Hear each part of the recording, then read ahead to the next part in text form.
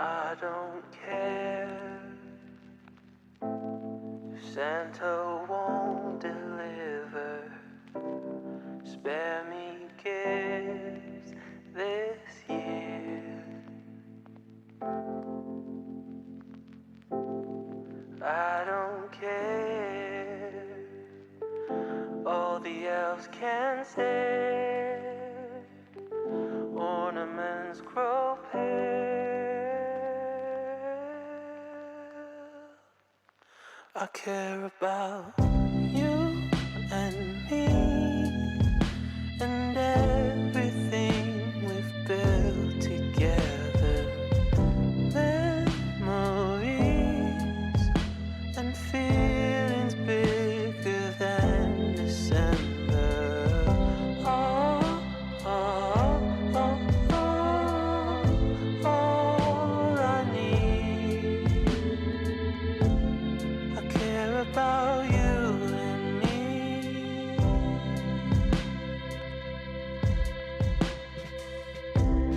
And I don't care to buy a no tradition. Second chorus gone stale. And I don't care for the pedaled way. Half the world on sale.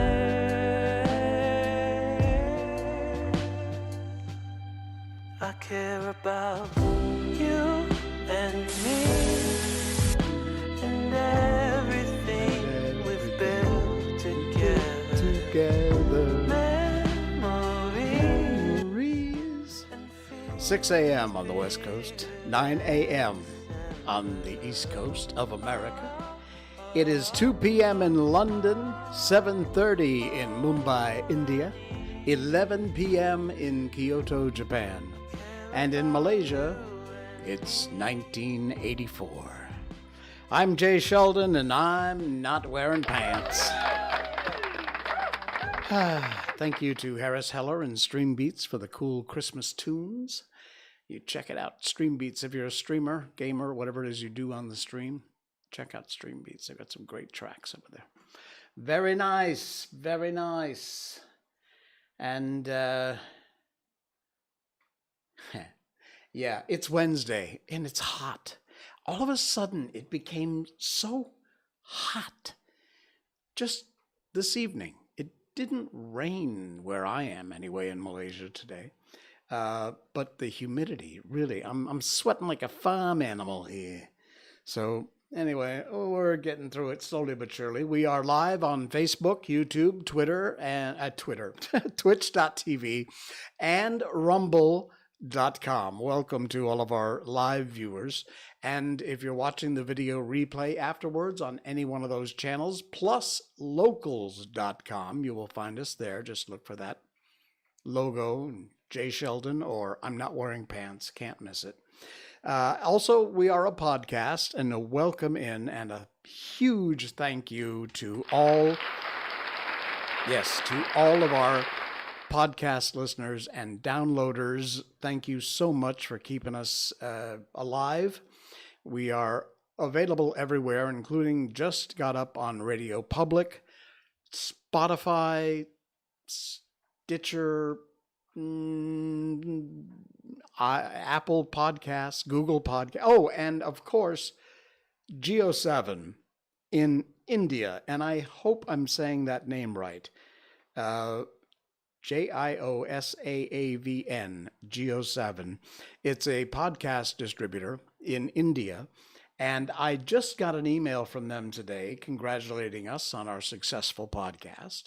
And I wanted to give a tip of the hat to the folks who are listening to us in India, because it is just so cool to be there. This is one of the things they shared with me.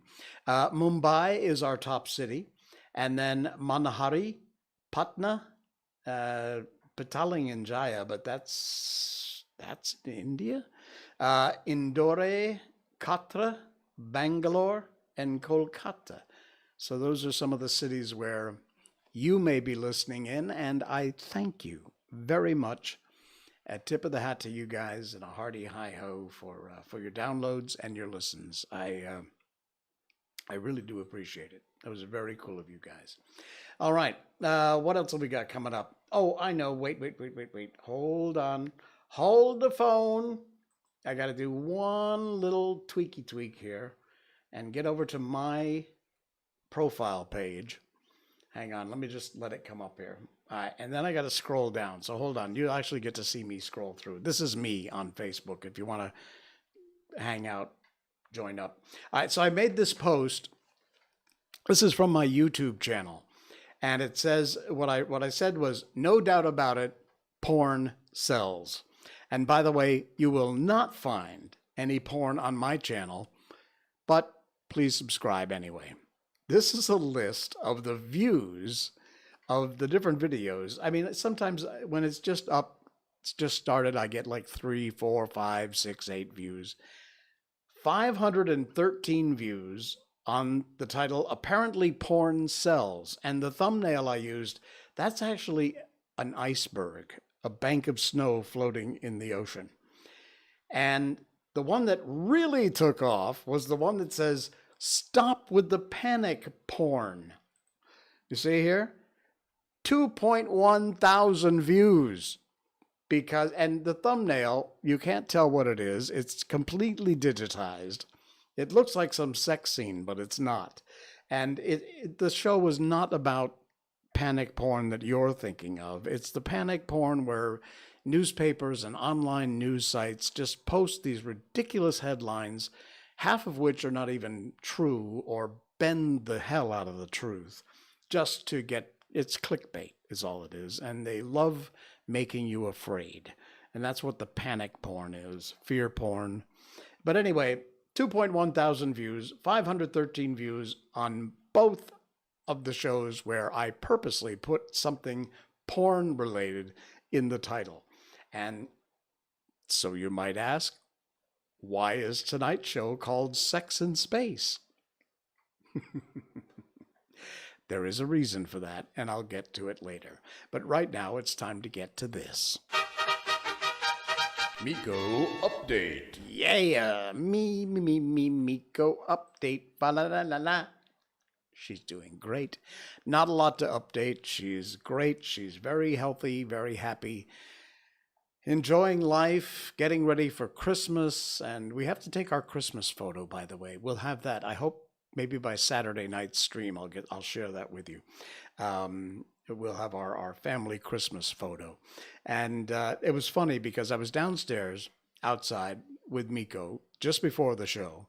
And I wanted to come back upstairs into the studio and get some stuff ready. And she was out in the middle of the yard, completely ignoring me. If you don't know about Shiba Inus, they have an absolute mind of their own.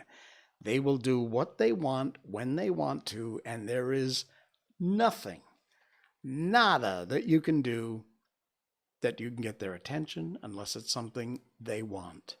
So I'm saying, come on, Miko, come in the house. Let's go. Good girl. Let's go. She's looking away from me, staring. I can see her ear twitching, so I know she hears me. She will not pay attention. So I said, did you have your cookie yet?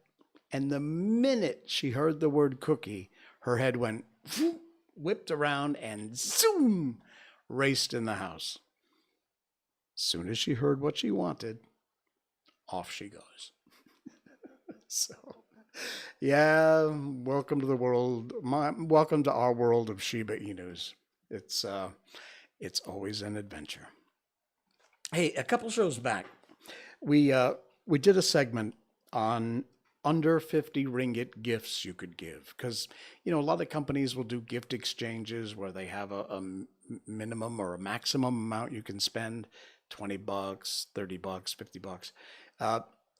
I saw this though from Jamie Ray, and I thought, man, this really does say it all. Just a quick share, but it's important for the upcoming holidays.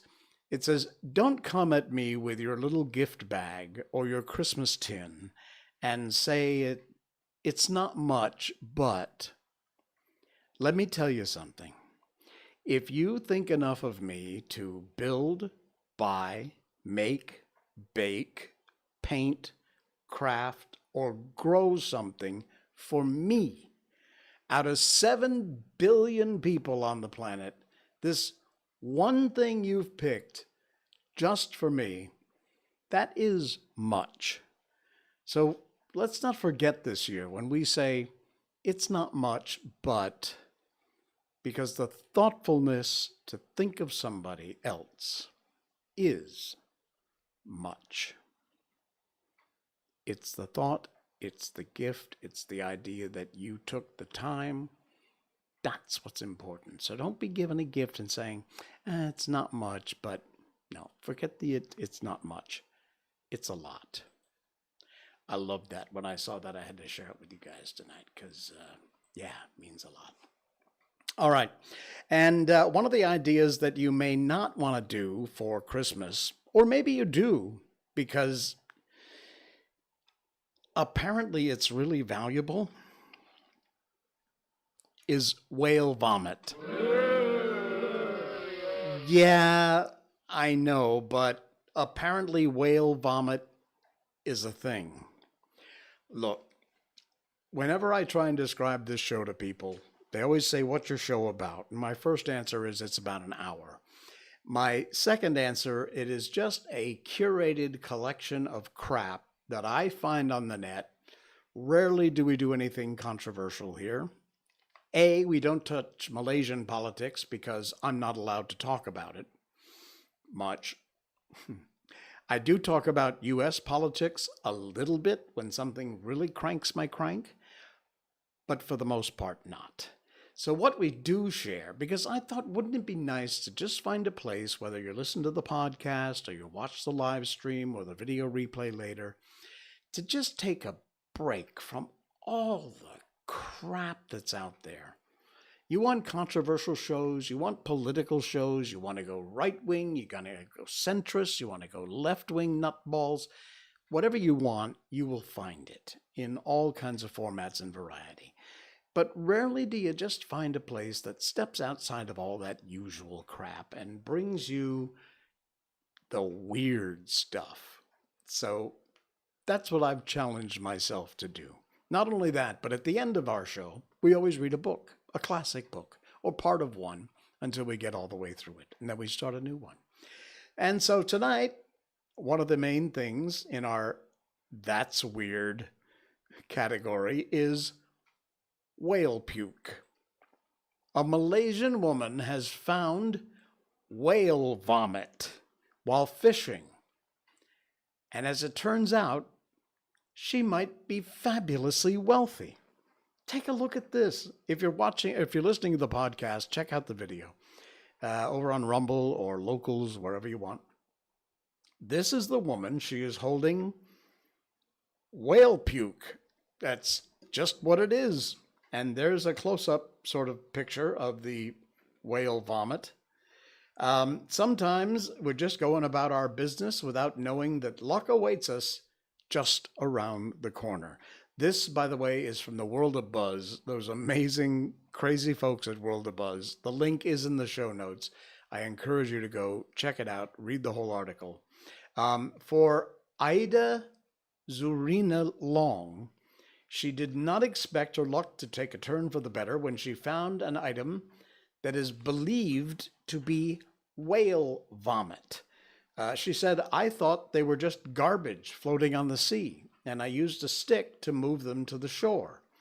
She's 41 years old. She was fishing with her family near the jetty at the Malaysian Fish Development Board about 11 o'clock at night. And she decided to return to the place to have a look at an item which she had initially thought to be garbage. And she realized she almost lost a gem because the item was not garbage. Instead, it was chunks of wax, which she immediately brought home. Ida's father, who's an experienced fisherman, told her that the 5-kilogram chunks of wax were actually whale vomit. Now, if you don't know already, whale vomit, its scientific name is ambergris. It is a very, valuable substance can sometimes cost millions of dollars. Yeah, for this waxy chunk of whale vomit. Millions. The chunks of wax did melt when my father burnt it a little, and it produced a good smell while it was melting. And the authorities, the authenticity of the whale vomit will have to be verified by experiments by the Fisheries Department in Terengganu, and that's a state here in Malaysia. The purpose of the experiments not only to verify the authenticity, but also to ensure they're not simply just remaining lumps that may be potentially dangerous. Back in June, Yemeni fishermen found themselves in fortune after they discovered whale vomit inside the carcass of a dead sperm whale. Millions! It's worth millions for whale puke. I'm just sticking it out there. Read the article. It's in our show notes tonight. You get it. It's weird. Plus, you get a chance to look at the vomit close up if, that sort of thing floats your boat. Yeah. I don't know. It's whale vomit. What can I say? All right. It's on to our main topic of the night. We're not going to spend a lot of time on it, but it is the headline for tonight's show, which is Sex in Space. Do you know sex is banned on the International Space Station? It is. No, it's actually written in the rules. You cannot have sex on the International Space Station. Now, normally, there weren't a lot of male and female astronauts on the International Space Station, but that has changed over the years. Not that that would necessarily make a difference in whether or not you had sex, but there are rules about that, and it has been banned. Sorry, astronauts, that you might want to rethink that career in space, if that sort of thing is important to you. But check this article out. It's from SputnikNews.com. Link, again, is in the show notes. Why do astronauts keep it on the hush-hush, and will it become the new normal? Sex in space may sound like a rather romantic idea, but it is not as easy as it might seem. The whole idea of weightlessness brings some interesting imaginations. Lots of factors that can reduce one's drive, starting with the astronaut's fairly busy work schedule, and difficulties accepting a match, and ending with Newton's third law of motion in conditions of microgravity, which is that bodies in motion tend to stay in motion unless acted upon by an equal and opposite motion. How did I know that? I must have memorized that somewhere. Anyway, the sex life of humans in space is by no means a frivolous issue. Long-duration missions on board the ISS can last for months, and projected flights to the moon or even Mars, which can last many, many months, if not years. Matters like personal hygiene, social ritual for space crews has been considered. They've actually thought about this in detail, and so why not give some thought about human sexual activity? Astronauts, when queried, remained very tight-lipped about it, though. Is sexual intercourse even possible in space? Yes, according to a physician and a scientist who works as a clinical consultant with NASA, it is possible. Humans have been having relations in all sorts of weird and wonderful odd places, I think, since our species began. Boy, ain't that the truth. Now, for starters, one must reportedly master the trick of doing it in conditions of very low, if not no gravity, which makes a bit of a challenge in terms of geometry and physics. Obviously, in microgravity, if I push on you, we both go in different directions, which makes, getting together a bit of an issue. On Earth, depending upon my mass relative to your mass, if we were on a bed or a couch or something, this is from the scientists, by the way, this is a quote, you won't go away if I don't go. If only one person in space is tethered, obviously this person doesn't move, but the other person does. So, yeah. Once the consenting adults become comfortable in their weightlessness, then they can go ahead and make up all kinds of fun stuff. Another issue to address is that it can make space sex messy.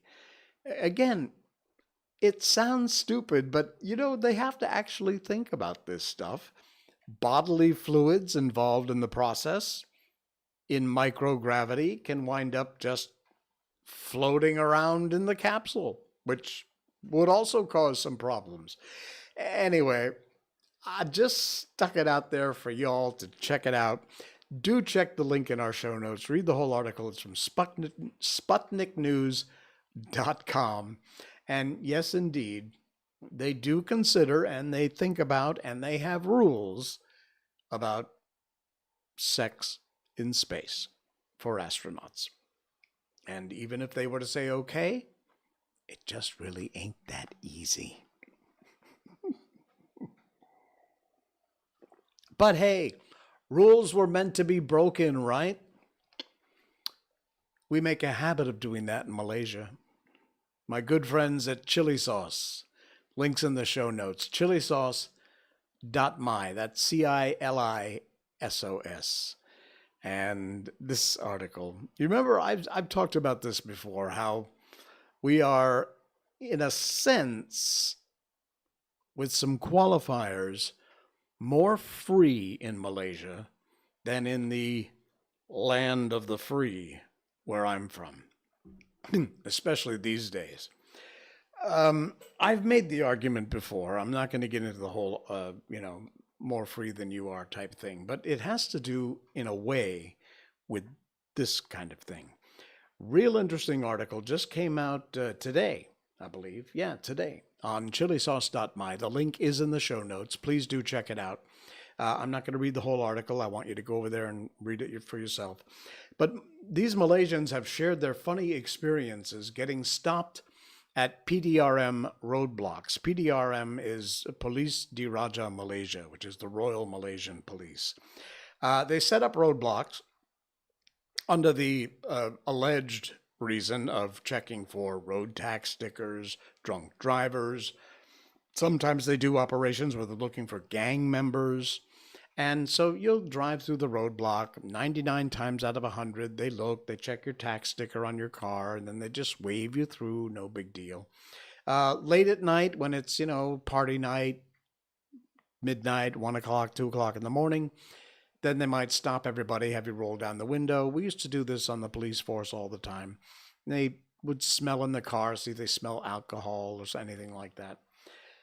Anyway, some of these stories are fascinating. This is a guy here who actually got stopped because of his tattoos.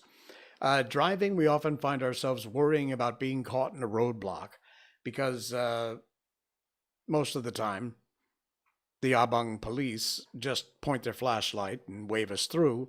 Sometimes not so lucky, as I just explained. And when that happens, we'll often find ourselves driving away after paying an official or an unofficial fine. These guys walked away with much more than just a summons, but also with an interesting story to tell. There's a whole bunch. There's 5 different stories here. You got to check them all out. Each one just gets funnier as it goes.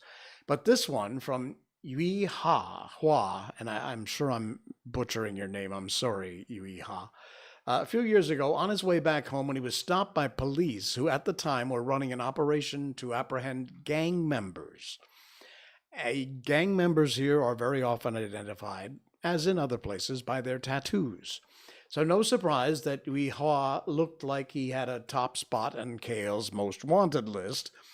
Here's what he looks like. You can see he's got tattoos here, tattoos here, tattoos here. As usual, they started to question him about where he was going, what he was doing. which he was able to answer without much issue. And then one of the police officers saw a tattoo of a watch on his wrist. You'll see that picture right here. There's the picture of his watch. And it led him to question what kind of gang tattoo it was. However, instead of clarifying the meaning of his watch tattoo with the police officer, Wei Hua decided instead to tell the officer as a joke that he belonged to Gang Jam Tangan. Yeah. Unfortunately, the cop didn't understand the joke, and he was pulled over to the side of the road. They then conducted a search of his car and found a mysterious bag of fine white powder. The thing is, Wei Hua works as a chemical product salesperson, and he used to carry around samples of the products he had to sell, and one of which was a fine white powder. As the policeman scooped his finger into the bag and took a small amount of the powder to presumably sniff it or taste it, he had to yell out that it caused cancer. So the cop then slowly lowers his finger back in the bag and kind of dusts it off. Oh, man. He then showed the cops his employment card along with the product safety manuals to prove that it indeed was not some sort of illegal substance. And that still wasn't the end, because then they decided they had to search him. So he was explaining the meaning behind all of his tattoos, visible tattoos, and then it was time to inspect the upper half of his body, and the inspector lifted his shirt to reveal this. A giant Doraemon. Is that Doraemon tattoo. And needless to say, the rest of the search was a breeze. He got home safely in due time without a scratch to anything except his dignity. Oh, man.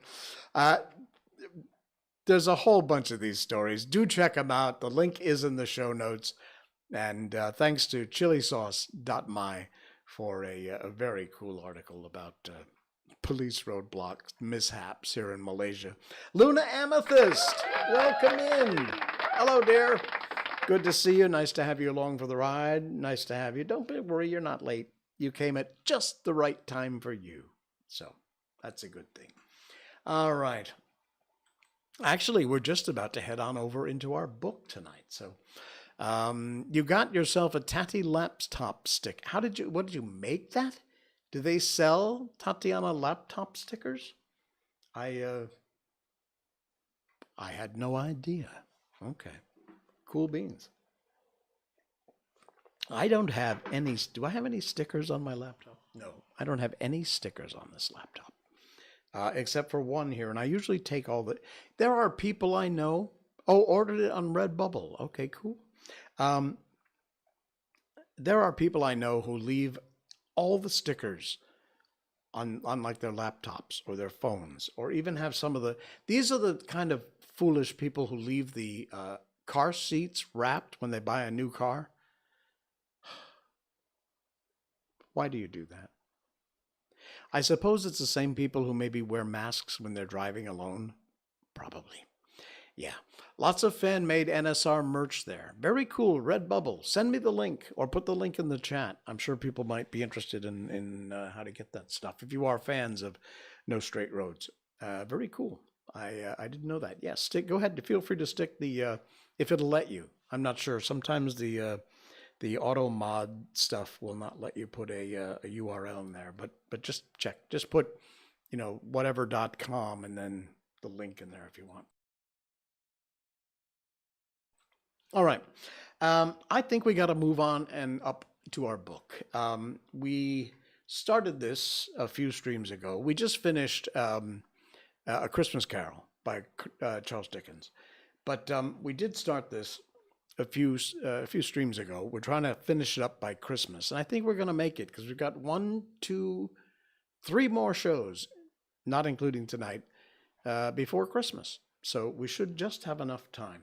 And what we are sharing is, I got 3 stars here, so that must show me that they're not letting you put the link in.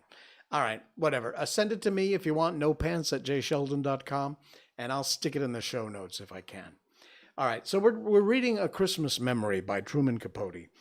This is an absolutely amazing short story. Truman Capote, if you know any Capote at all, if you've never read Capote, I can't encourage you enough to check out Truman's work. He was remarkable. When I lived in Key West, I lived in a compound. It was a series of houses all fenced in. We had a pool in the middle, and directly across from our house was Alfred. Alfred was a former obituary writer for the New York Times. He was a very famous guy. And you know, when the places like the New York Times write an obituary, we're talking about Truman Capote at the moment. Attiffy Taffy, welcome in. So this fellow was the writer of obituaries for the New York Times, because when famous people would pass away, the Times would already have most of their obituary written from the history of their life. That was this guy's job, was to research it, and he knew most of these people. He would have the most amazing stories about life in New York City or in LA and the parties he used to go to. He would, one of his favorite stories was about going to a party at Joan Crawford's house, where everything in the house was white. Her New York, probably Upper East Side apartment. And everything, the fur rug, the couch, the chair, everything, entire house was in Joan Crawford's house was white. I couldn't imagine trying to get that clean. But he also had some great stories about Truman Capote, and I'll share some of them in the upcoming streams if I can remember. But Alfred was an amazing guy. He passed away about, I think probably 8, 9, 10 years ago. Lived in Key West in the last of his days. And he would always sit out at the pool naked. Yeah, it was a compound. It was walled in, so only the 6 or 7 houses, and you know, it's Key West. Everybody's open-minded there. Nobody really gives a crap. But he always wore one thing. Now, I can't say the name of this thing because it's a bit vulgar, but it was a ring, okay? So you can imagine he's a guy and he's wearing some sort of a ring, and I don't mean like this kind of a ring. I mean another kind of a ring. He had a variety of them, and he was always wearing one, and that was all he ever wore. And so he always said he wore that because he always loved to run around naked. He was just a nudist. That was his thing. But he made a promise to his mom that he would never be completely naked. And so he wore this ring to keep his promise to his mom. It didn't hide anything, okay? Man. We love you, Alfred. Amazing. Anyway, he had met Truman Capote on several occasions at parties, and his stories were, I miss him badly. He was such a great guy to talk to.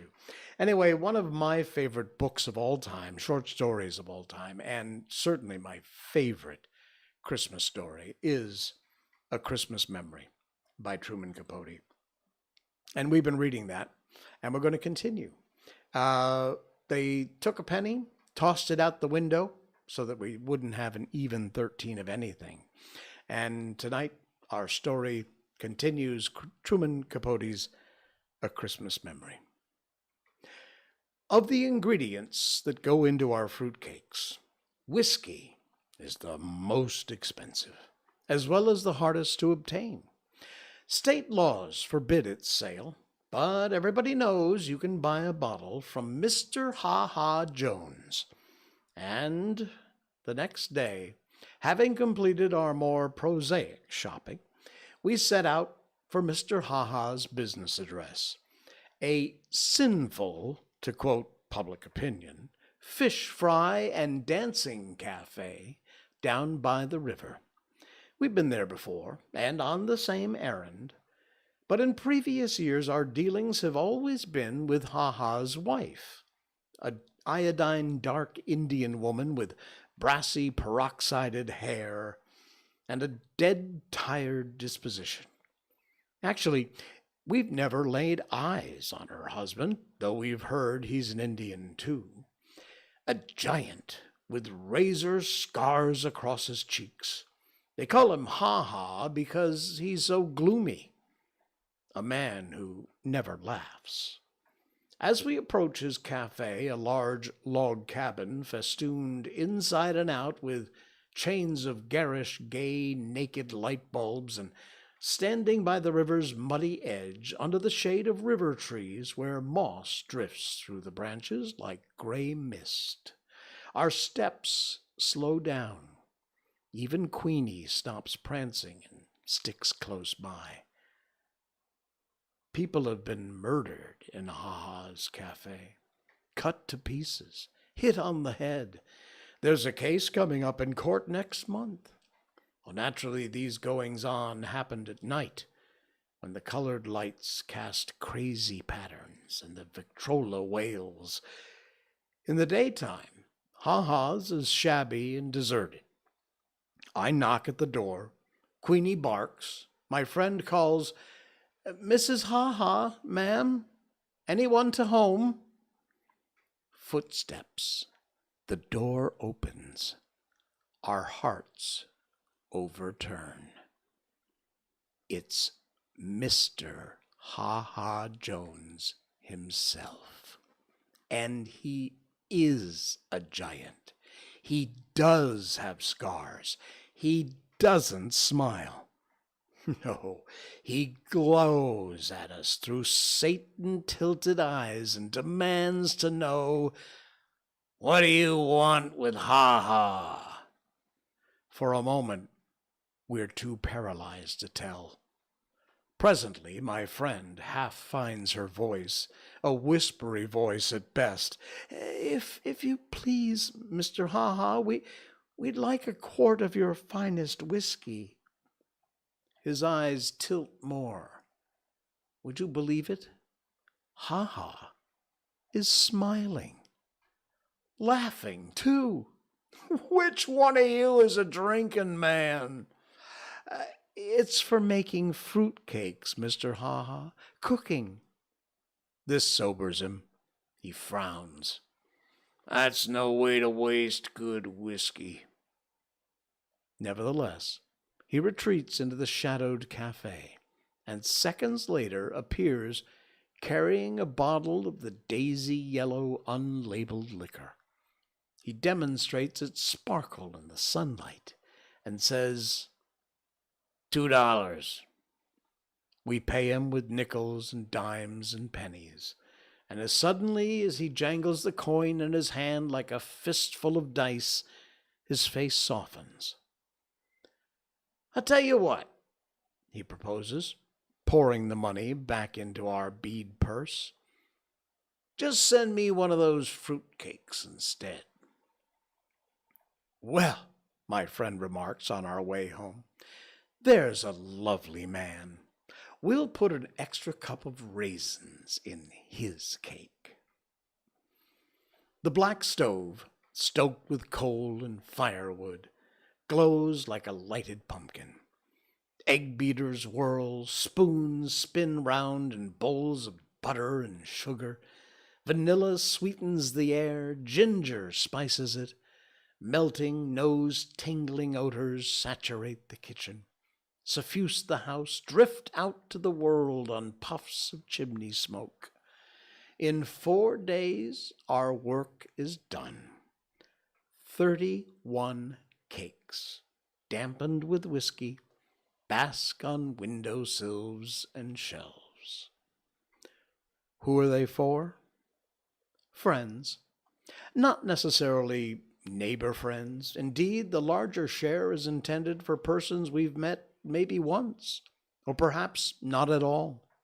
People who struck our fancy, like President Roosevelt, like the Reverend and Mrs. J.C. Lucy, Baptist missionaries to Borneo, who lectured here last winter, or the little knife grinder who comes through town once a year, or Abner Packer, the driver of the 6 o'clock bus from Mobile, who exchanges waves with us every day as he passes on a dust cloud whoosh, or the young Winstons, a California couple whose car one afternoon broke down outside the house and who spent a pleasant hour chatting with us on the porch.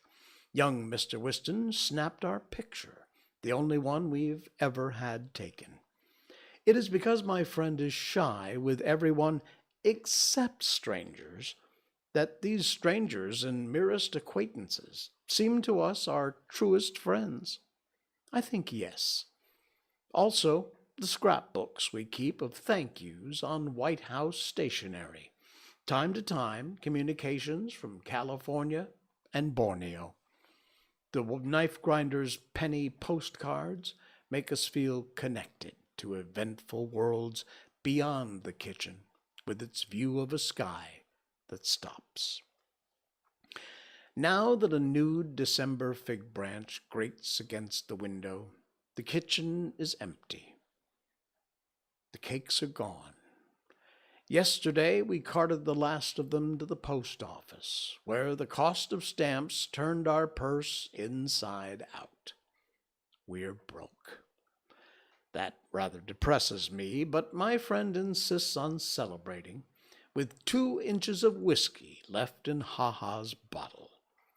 Queenie has a spoonful in a bowl of coffee. She likes her coffee chicory flavored and strong.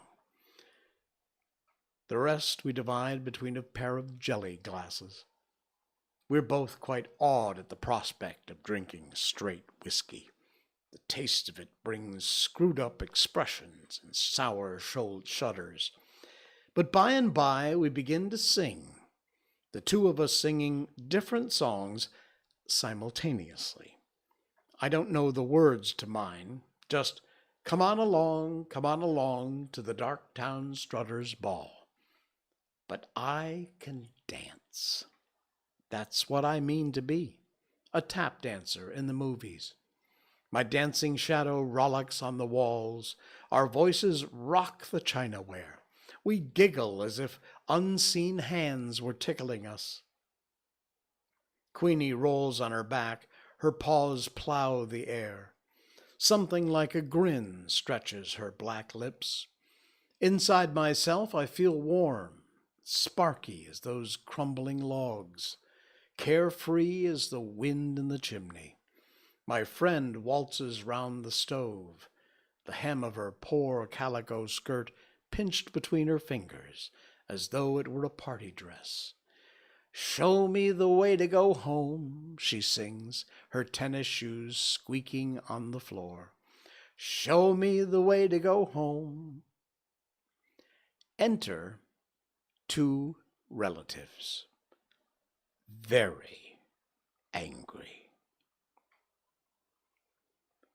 And that's where we'll leave it for tonight. We'll continue with Truman Capote's A Christmas Memory on our next stream. Wow. That's the way Capote describes these things and these feelings and these moments. Just amazing. Just such an incredible author. All right. By the way, we will compile all of those into one giant sort of ebook read in parts and have them uploaded to our special channel on YouTube. And if you would like access to that, you can join us on patreon.com/jsheldon, and that will get you a link to discover all of our classic books, Wizard of Oz, Peter Pan, Little Prince. They're all up there. You can check them all out. It's just the book part of our show on patreon.com/jsheldon. All right, that is going to do it for a Wednesday night. I'll be back again on Saturday. Thank you to our folks in India, especially through Geo7. I hope I'm saying that right. For all your downloads and your listens to our podcast across all the podcast platforms, Spotify, Google, Amazon, wherever it is, Apple. And, of course, for those of you who catch our video show on Rumbles and also on locals.com. You can find us over there. Just search for Jay Sheldon or I'm Not Wearing Pants, and you'll find us. All right, my friends, that's it. I'll see you Saturday. Until then, I'm Jay Sheldon. I'm not wearing pants. Good night.